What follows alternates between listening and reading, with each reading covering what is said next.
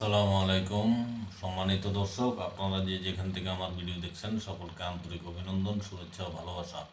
আমি মোহাম্মদ শিব্বির আহমেদ, চ্যানেল বাংলা 78 থেকে বলছি। সমকাল একটি রিপোর্ট করেছে যেখানে বলা হয়েছে দীর্ঘ 7.5 বছর পর মা ছেলের দেখা।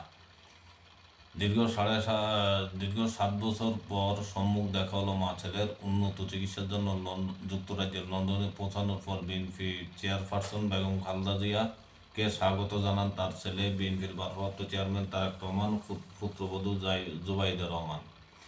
যুক্তরাজ্যের স্থানীয় সময় বুধবার সকাল 9টা 5 মিনিটে খালেদা জিয়াকে বহনকারী উড়োজাহাজটি লন্ডনের হিথ্রো বিমানবন্দরে অবতরণ করে। এ সময় যুক্তরাজ্যের বাংলাদেশের ভারপ্রাপ্ত হাইকমিশনার হযরত আলী খান বিমানবন্দরে খালেদা জিয়াকে ফুল দিয়ে স্বাগত জানান।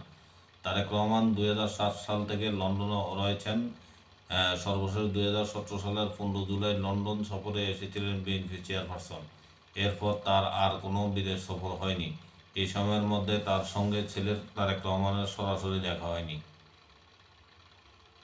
চোখ ও পায়ের ফলো আপ চিকিৎসার জন্য 2017 সালের 15 জুলাই সন্ধ্যায় এমিরেটস এয়ারলাইন্সের একটি ফ্লাইটে লন্ডনের উদ্দেশ্যে ঢাকা ত্যাগ করেছিলেন খালেদা জিয়া।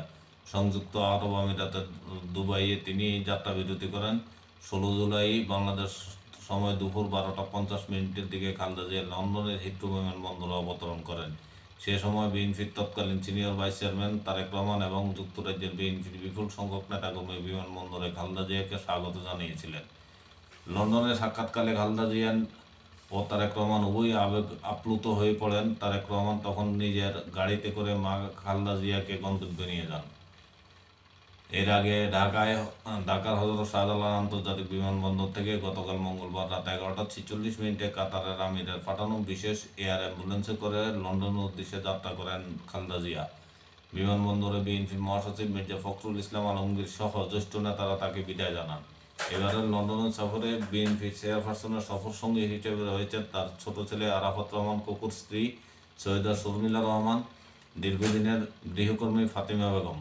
চিকিৎসার জন্য গঠিত মেডিকেল বোর্ডের 6 সদস্য। তারা হলেন মেডিকেল বোর্ডের প্রধান অধ্যাপক শাহাবুদ্দিন তালুকদার, বিশেষজ্ঞ চিকিৎসক অধ্যাপক এফ এম সিদ্দিক, অধ্যাপক নসরুদ্দিন আহমেদ, জাফর ইকবাল, অধ্যাপক AZM জাহিদ হোসেন ও মোহাম্মদ আল মামুন।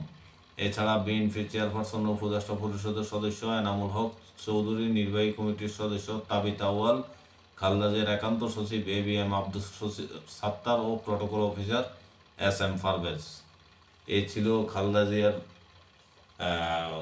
সংবাদ। ভালো থাকবেন, সুস্থ থাকবেন। আসসালামু আলাইকুম।